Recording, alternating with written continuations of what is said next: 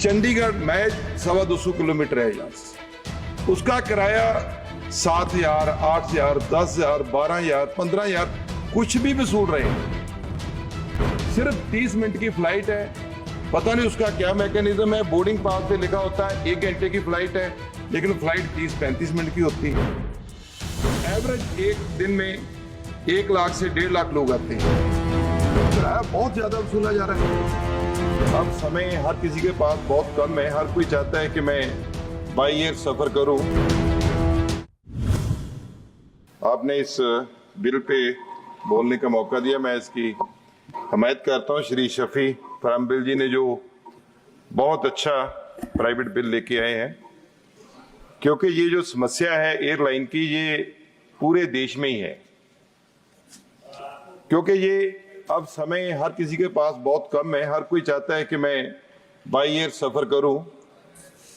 और आमतौर पर पारिवारिक मेंबर जो 2-2, 4-4 जाते हैं, इकट्ठे जाते हैं, उनको जब एयरलाइन से पता चलता है, जैसे दिल्ली से आप अमृतसर की बात करें, तो मानिए कि जो नॉर्मल एयरफेयर है वो 15-15 हजार, 18-18 हजार एक आम टिकट का आता है, जो इकॉनमी क्लास है।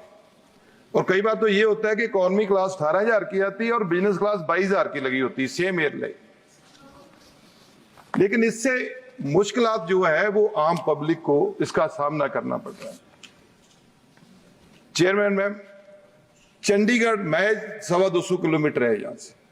उसका किराया 7,000, 8,000, 10,000, 12,000, 15,000 कुछ भी वसूल रहे हैं। सिर्फ 30 मिनट की फ्लाइट है, पता नहीं उसका क्या मैकेनिज्म है। बोर्डिंग पास पे लिखा होता है 1 घंटे की फ्लाइट है, लेकिन फ्लाइट 30-35 मिनट की होती है। और डीजीसीए इसको रेगुलेट करता है और उसके पास पावर है। सेक्शन 135(1) की जो बात की है, उसको पावर देने की जरूरत है। क्योंकि जो कमेटी भी कह रही है, स्टैंडिंग कमेटी ट्रांसपोर्ट की जो रिपोर्ट है 10 अगस्त 2023 को जो प्रेजेंट हुई है, लेकिन उसके बाद भी कोई बदलाव नहीं आया।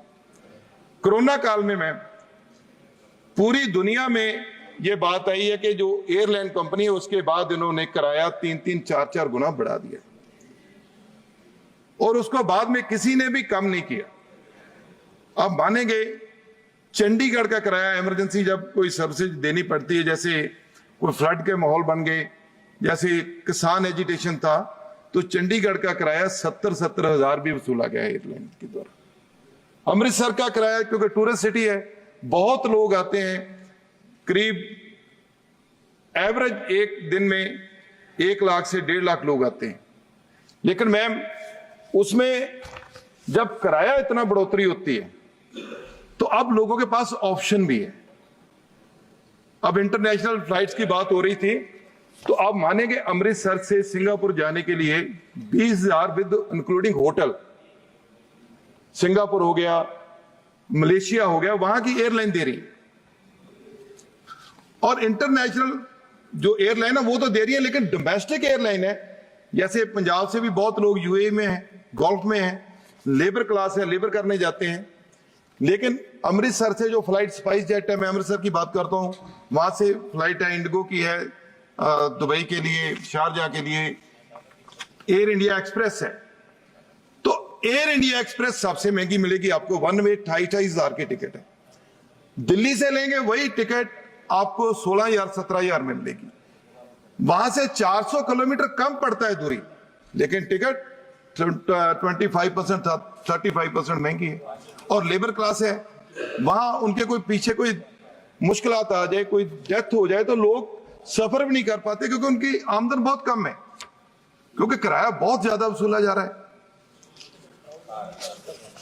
उसके बाद जो डीजीसीए में आप रिस्पॉन्सिबिलिटी है वो तय तो कर रखी है। मेरा मानना है मंत्रीगण चेंज हो जाते हैं, दूसरे मंत्री आ जाते हैं। निशिकांत जी जब शुरू होते हैं तो ये 10 साल पुराना, 20 साल पुराना शुरू करते हैं। इनको तो कांग्रेस के बगैर इनका भाषण शुरू नहीं हो सकता। ये कांग्रेस जीवी है निशिकांत जी, तो उससे शुरू करते हैं। तो मैं इनको यही कहना चाहता हूं, निशिकांत जी, जो आपने हवाले दिए कि आपने ये गलत किया, 10 साल आपकी गवर्नमेंट को हो गए, आप तो इसको चेंज कर सकते थे। आप 370 ला सकते हैं और कानून ला सकते हैं। अब इसको तो आपने चेंज करना था, आपने चेंज नहीं किया। आपने बीएसएनएल की बात की, एमटीएमएनएल की नहीं, आप सब कुछ कर सकते हैं।